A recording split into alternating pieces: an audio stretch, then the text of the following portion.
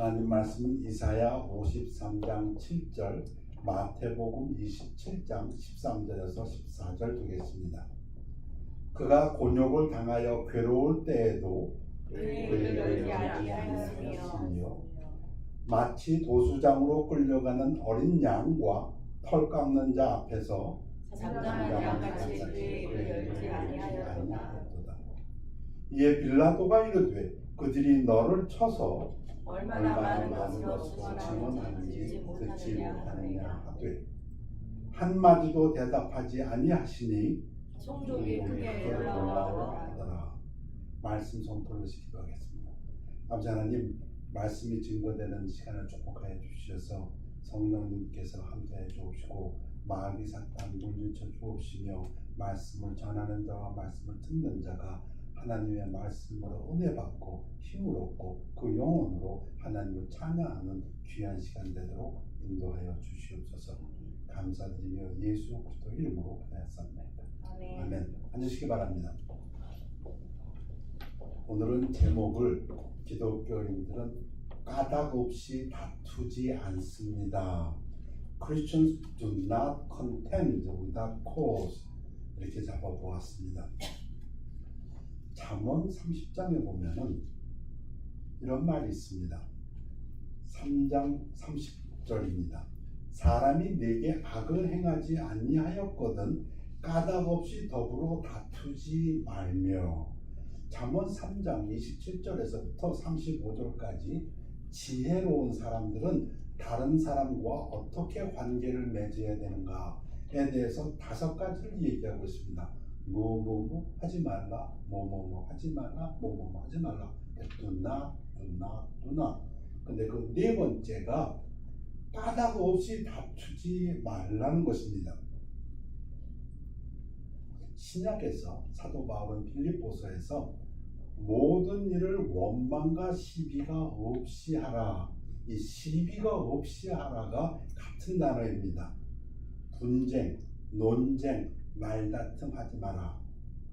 구약의 말씀이 일반적이라고 얘기한다면 신약의 이 말씀은 믿는 자들에게 주신 말씀입니다. 차이가 있지요. 구약에서는 까닭 없이는 다투지 말라, without cause 했는데 신약에서 사도 바울은 그러나 너희들 믿는 자들, 교회의 성도들은 아무 일에서도 모든 일에서 원망과 시비가 없이 하라, 불평과 말다툼이 없이 하라, 이렇게 강조하고 있습니다. 다투지 말라는 것이 굉장히 중요한 덕목이라고 저는 생각합니다. 사도 바울이 감독, overseers 또는 pastor, 직분자들을 갖다가 이야기할 때 그들의 조건 중에 하나가 다투지 아니하며입니다. 술을 즐기지 아니하며 구타하지 아니하며 오직 환영하며 다투지 아니하며. 이거는 다른 사람에 대해서 피스풀한 관계를 맺어라, 적대감을 갖지 말라, 이런 뜻인데요. 돈을 사랑하지 않으며, 그런가 하면 주의 종, 제너럴하게 하나님을 섬기는 주의 종들을 얘기할 때도 주의 종은 마땅히 다투지 아니하고, 싸우지 아니하고, 말다툼하지 아니하고, 논쟁하지 아니하고, 큰 소리로 다투지 아니하고, 모든 사람에 대하여 온유하며 가르치기를 잘하며 참으며.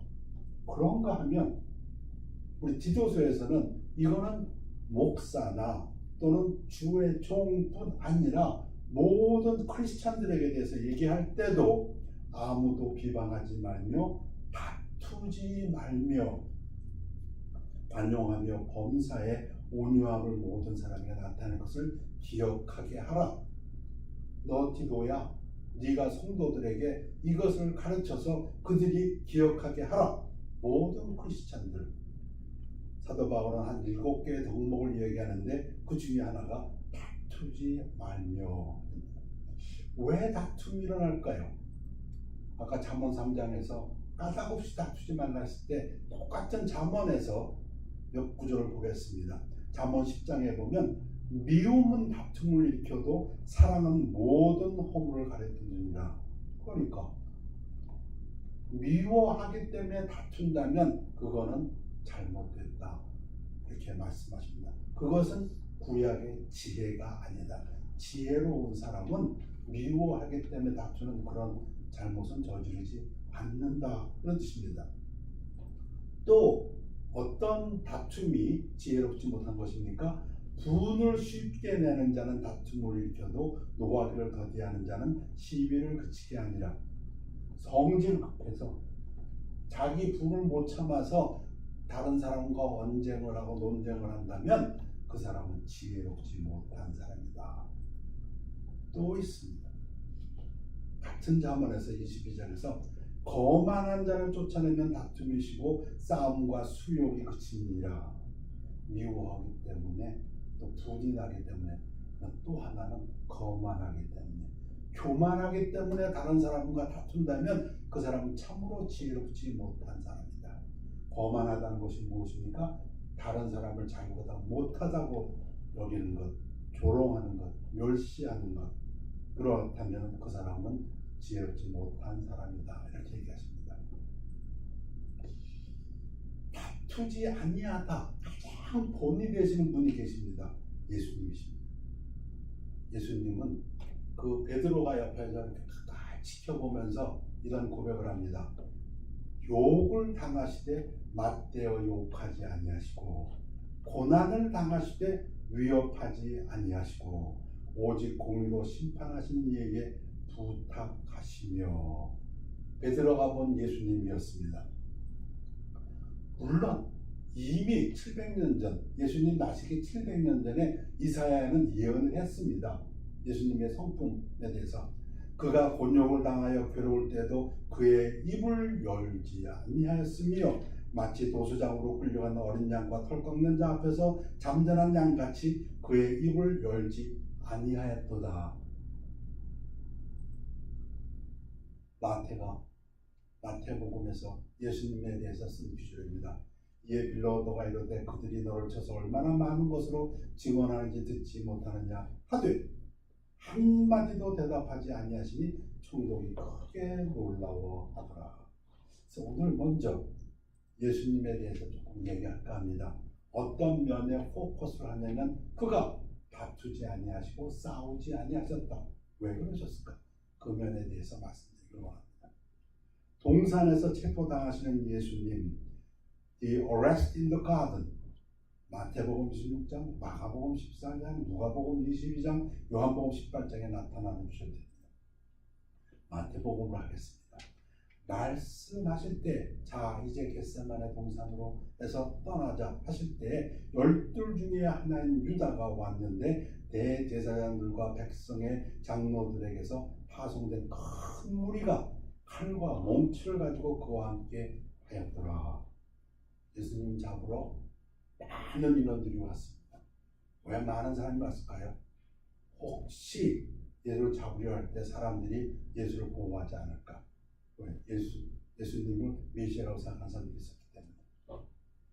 그래서 많은 수가 예수님을 잡으러 왔습니다. 예수를 파는 자가, 가룟 유다가 그들에게 군노를 짜리되 내가 입맞추는 자가 그이니 그를 잡으라 한지라. 곧 예수께 나와요. 랍비여 안녕하시옵니까 하고 입을 맞추니 예수께서 이르시되 친구여 네가 무엇을 하려고 왔는지 행하라 하신데 이에 그들이 나와 예수께 손을 대어 잡는지라. 친구여 하는 말은 예수님께서 아직도 제자에 대한 사랑을 가지고 부르시는 말이라고 베일리는 얘기합니다. 신학자는 얘기합니다. 예수님은 그 모든 것을 아시지만 이 순간에도 가룟 유다를 친구여 하고 부르십니다. 예수와 함께 있던 자 중에 하나가 베드로입니다.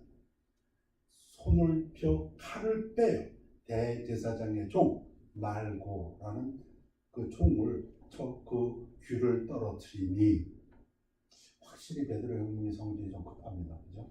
자기 딴에는 예수님을 보호하겠다고. 근데 상황 파악이 안 되는 거잖아요, 지금. 아까 한두 명이 못 들고 많은 사람들이 와가지고 예수를 잡으러 간다는데 자기 혼자서. 이에 예수께서 이르시되 네 칼을 도로 칼집에 꽂으라. 칼을 가지는 자는 나 칼로 망하느니라. 이러시면서 누가복음에 보면 예수님께서 그 대제사장의 종 말구의 귀를 고쳐주십니다. 우리 예수님 말씀 들어보십시오. 너는 베드로, 너는 내가 내 아버지께 구하여 지금 12군단 더 되는 천사를 보내시게 할 수 없는 줄로 아느냐. 무슨 얘기입니까? 로마의 한 군단은 6,000명의 군사입니다. 그러면 12군단이면 몇 명입니까? 72,000명. 꼭 72,000명이라고 보다도 엄청난 수죠. 지금 아무리 많은 수가 나를 잡으러 왔다 할지라도 예수님이 원하시기만 한다면 72,000명의 천사의 군단을 갖다가 이 순간 보내게 할 수 있다. 그 얘기입니다.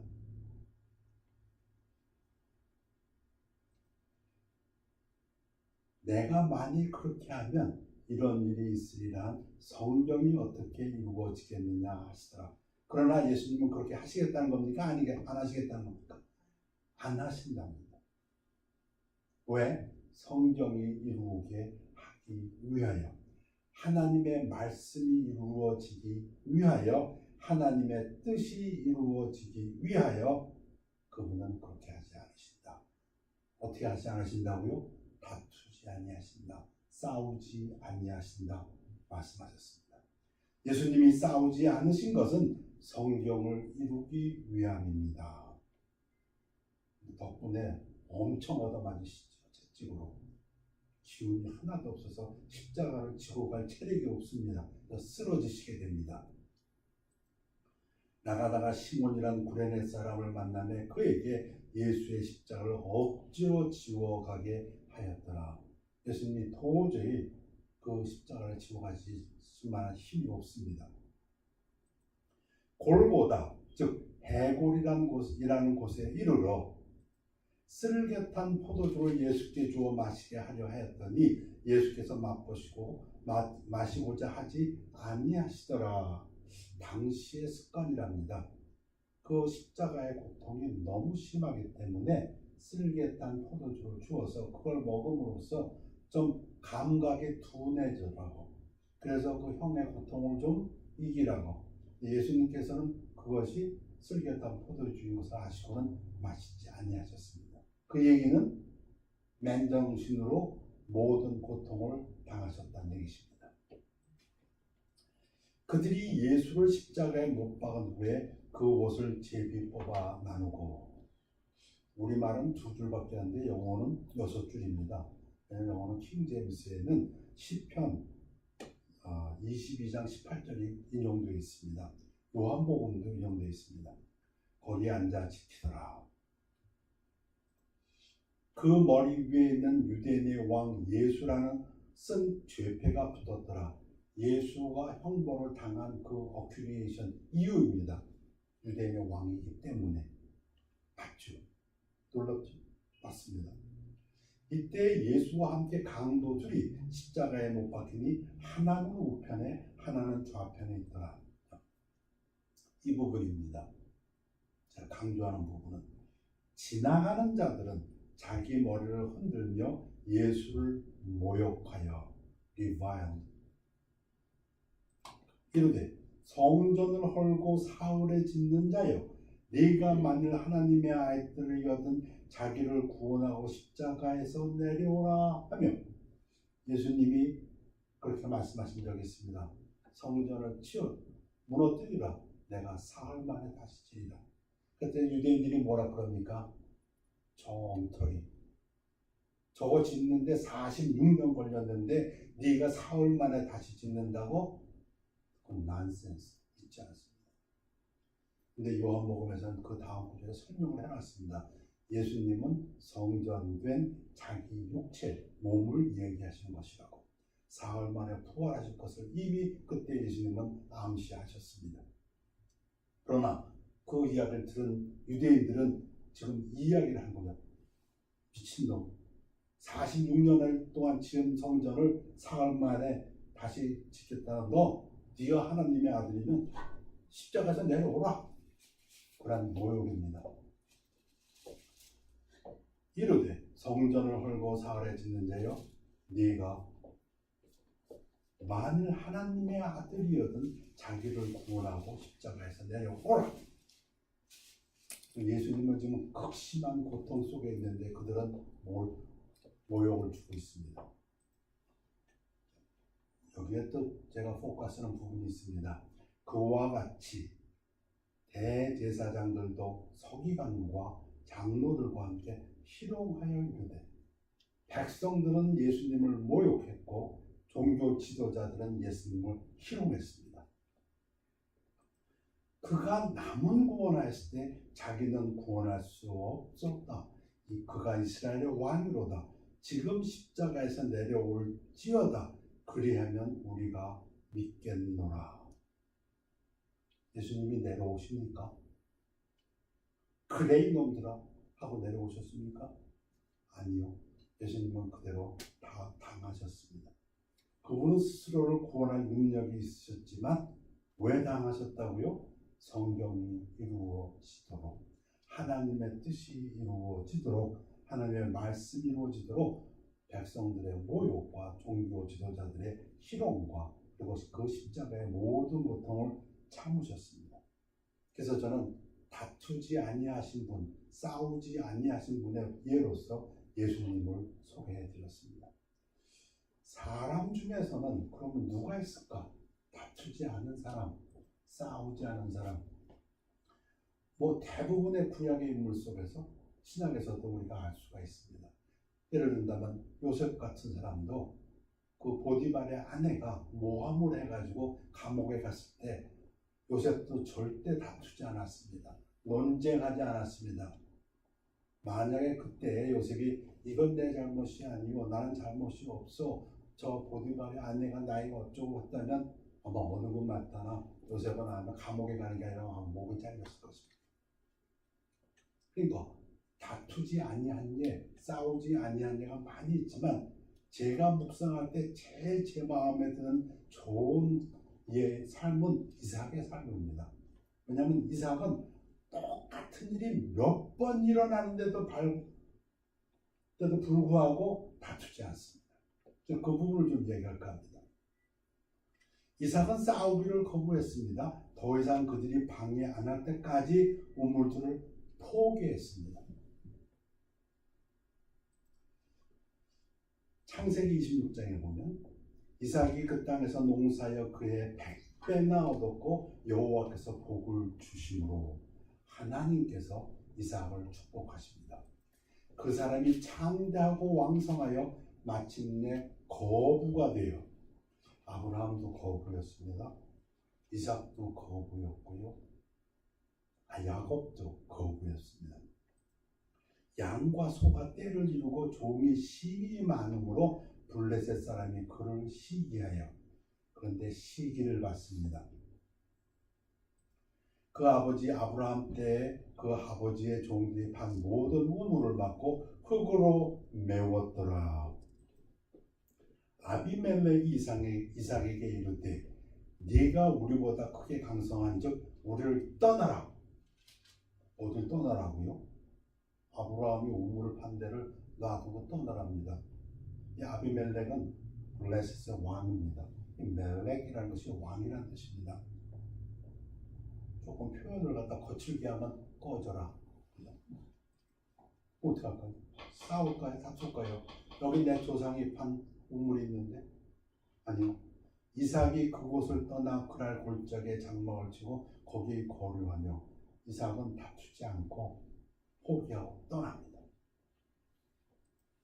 그 아버지 아브라함 때 팠던 우물들을 다시 팠으니 이는 아브라함이 죽은 뒤에 블레셋 사람들이 그 우물들을 메웠습니다.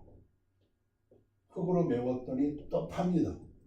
이삭이 그 우물들의 이름을 그의 아버지가 부르던 이름으로 불렀더라. 이 이야기는 이제 이 우물은 내 거야 하고 이삭이 주장하는 것입니다.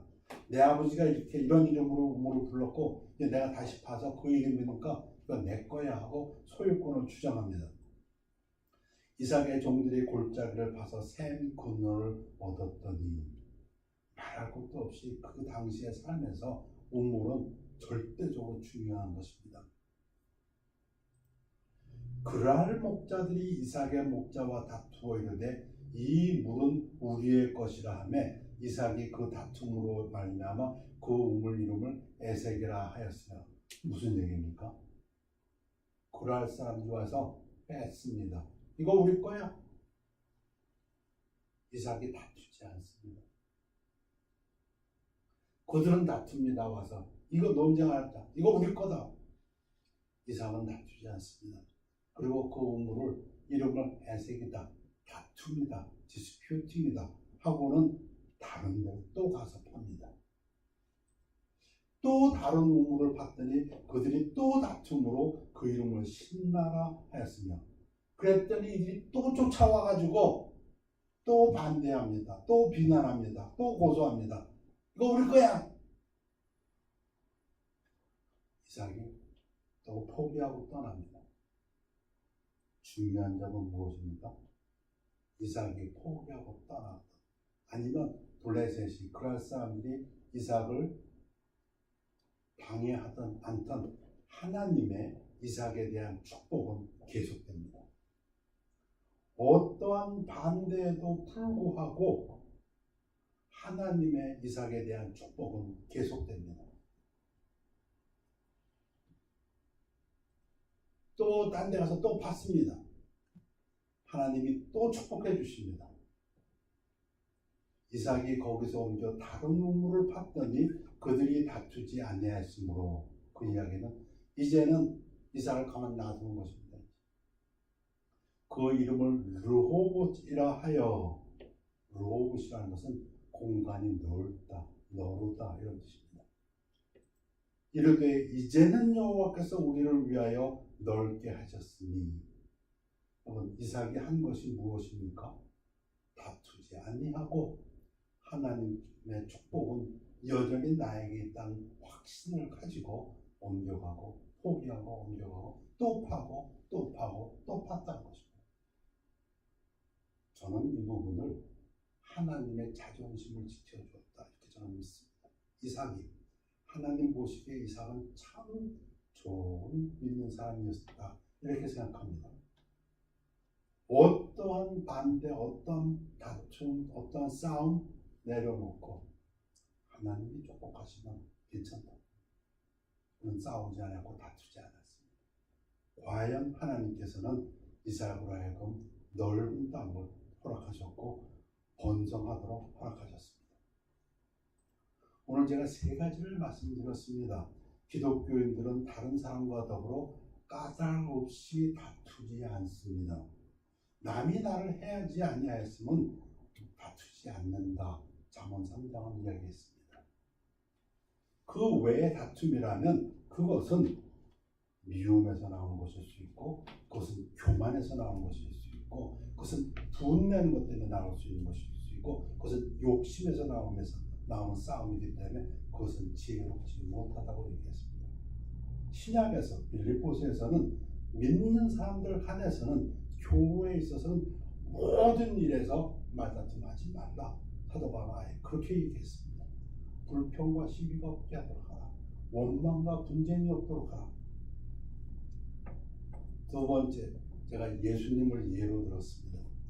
정말 어떠한 그러한 정말 힘든 상황에서도 침묵을 지키시고 싸우지 아니하시고, 오히려 능력 많으신 하나님의 아들이었지만 상대방을 위협하시지 아니하시고, 그 이유는 성경을 이루기 위함이라고 말씀하셨습니다. 우리 믿는 사람들도 하나님의 말씀을 이루기 위하여, 하나님의 뜻을 이루기 위하여 다투지 아니하고 싸우지 아니하는 성도들 되기를 원합니다. 세 번째는 제가 사람의 예로서는 그 많은 사람들 중에서 이삭을 예를 들었습니다. 이삭이 다투지 않고 양보한 것은 하나님의 축복을 받기 위함이라. 이렇게 말씀드렸습니다. 여러분, 지금을 말세라고 합니다. 이 말세에 대해서 성경은 이미 어떠할 것이라고 이미 예언해 놓았습니다. 근데 그 부분을 잠깐 보고 말씀을 마치고자 합니다. 디모데 후서 3장 1절서부터인데요. 너는 이것을 아십시오. 저도 알아야 됩니다. 말세에 고통하는 때가 이르러 말세에 힘든 때가 옵니다. 사람들이 자기를 사랑하며 돈을 사랑하며 자랑하며 교만하며 비방하며 부모를 거역하며 감사하지 아니하며 거룩하지 아니하며 여러분 이걸 보면요 다툼을 일으키게 할 요인들이 꽉 차 있습니다. 자랑하고 교만하고 비방하고 정말 깨어있지 않으면 다툼에 휘말리게 됩니다. 무정하며 원통함을 풀지 아니하며 아니 무정하고 원통함을 풀지 않으면 어떻게 됩니까? 복수 다툼이 일어나게 되어 있습니다. 모함하며 모함 받으면 어떻게 됩니까? 다투게 되어 있습니다. 여러분들 저만 그런가요? TV를 봅니다. 신문을 봅니다. 일어나는 일들을 봅니다. 심지어는 운전을 가면서도 봅니다. 맨 다툼입니다. 정치는 정치인대로, 경제는 경제인대로, 한국은 한국대로, 중국은 중국대로, 미국대로. 가정은 안 그럴까요? 절제하지 못하면 돈을 쉽게 내면 다툼이 일어나게 되어 있습니다. 사나우면 괜히 다툽니다. 하나님 말씀에 덕이 안 되는 말 하지 말라고 했는데 정말 가면서 보게 됩니다. 사람들이 사나우니까 아무 일도 아닌데 그냥 다툼이 일어나게 됩니다. 마치 너무 드라이하고 바람 부니까 저절로 불이 일어나는 것처럼 지금 우리가 그런 세대에 살고 있습니다. 선한 것을 좋아하지 않아요. 정말 문제라고 제가 개인적으로 생각하는 것은 우리 모두가 다투고 있으면서도 다투고 있다는 것조차 깨닫지 못하고 있다는 것입니다. 참 하나님 말씀으로 들어와서 다투지 말고 하나님의 말씀이고 하나님의 축복을 사모하는 그런 성도님 되시기를 축원합니다. 기도하겠습니다. 아버지 하나님, 오늘 말씀의 특징 중에서 다툼에 대해서 얘기했습니다. 다투지 아니하고 까닭 없이 다투지 아니하고 남이 나를 해하지 아니하였으면 다투지 아니하고 그 예로서 예수님을 보았고 그 예로서 이삭의 경우를 보았습니다. 아버지 하나님, 우리로 하여금 영적 분별력을 새롭게 하여 주셔서 이 세대를 본받지 아니하고 이 세대에서 참 다투지 아니하는 그런 성도의 삶을 살도록 그리하여서 하나님의 축복을 사모하는 삶을 살도록 인도하여 주시옵소서. 감사드리며 예수 그리스도 이름으로 기도했습니다. 아멘.